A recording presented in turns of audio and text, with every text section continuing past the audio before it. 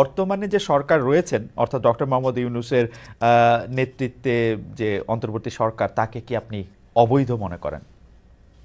না, সেটা আমি অবশ্যই অবৈধ মনে করি। আপনি যদি মনে করেন যে হুম, প্রেজেন্ট কনস্টিটিউশনের অধীনে তিনি শপথ যদি না দিতেন, তাহলে এটা বৈধ সরকার হতো। হুম, কারণ আপনার পলিটিক্যালি এবং লিগালি দুটোই, হুম, হুম, যে গণ অভ্যুত্থানই বৈধতার ভিত্তি, হুম, রাজনৈতিক এবং আইনি দুটোই। হুম, হুম, এবং আপনি যখন গণ অভ্যুত্থান করার পরে আপনি নিজে ক্ষমতা দখল করলেন না, হুম, আপনি এই শেখ হাসিনার ফ্যাসিস্ট সংবিধানের অধীনে শপথ গ্রহণ করলেন সে সংবিধান রক্ষা করবার জন্য, আপনি অবশ্যই অবৈধ।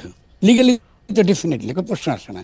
কিন্তু আপনি এখানে কন্ট্রাডিকশন, যেটাকে বলা হিস্টোরিক্যাল কন্ট্রাডিকশনটা হলো এই, যে গণ অভ্যুত্থানের স্পিরিটটা তো তাতে চলে যাচ্ছে না সমাজে, হুম, এটা তো রয়েছে। হুম, ফলে আপনি টিকে আছেন যেহেতু দুটো কারণে, যেহেতু গণঅভ্যুত্থানের স্পিরিটটা এখনো সমাজে রয়েছে, কারণ একটা ঘটনা ঘটে গিয়েছে। হুম। আর সেকেন্ডলি আপনি টিকে আছেন যেহেতু সেনাবাহিনী আপনাকে সমর্থন করছে।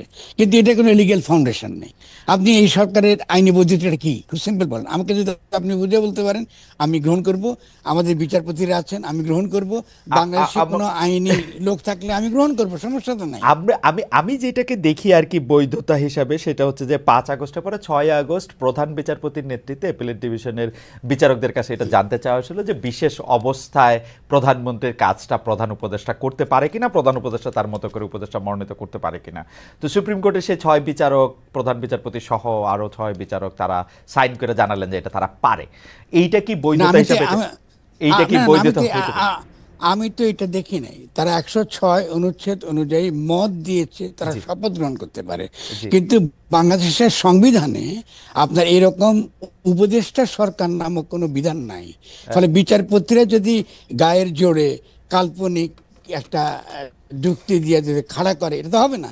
আপনাকে হয় পলিটিক্যাল, জনগণের অভিপ্রায়, যেটাকে আমরা গণ সার্বভৌমত্ব বলি, যেটা আমাদের সংবিধানে রয়েছে, জনগণের অভিব্যক্তির পরম অভিপ্রায়, এটা আইনি এবং রাজনৈতিক উভয়ই। এটা আইনের ঊর্ধ্বে, কারণ জনগণই সার্বভৌম, ঠিক আছে তোকে। কিন্তু আমাদের কিন্তু বিচারপতিরা কিন্তু এটা করেনি। কোনো বিচারপতি বা কোনো রাজনৈতিক আপনার ব্যক্তি কিংবা কোনো আইন বিশেষজ্ঞ এটা নিয়ে আমার সঙ্গে কথা বলতে পারে, আমি যদি ভুলে আমি মেনে নেব। আমি সিম্পলি বলবো যে বাংলাদেশের সংবিধানে এরকম কোনো প্রকার উপদেষ্টা সরকারের বৈধতা নাই।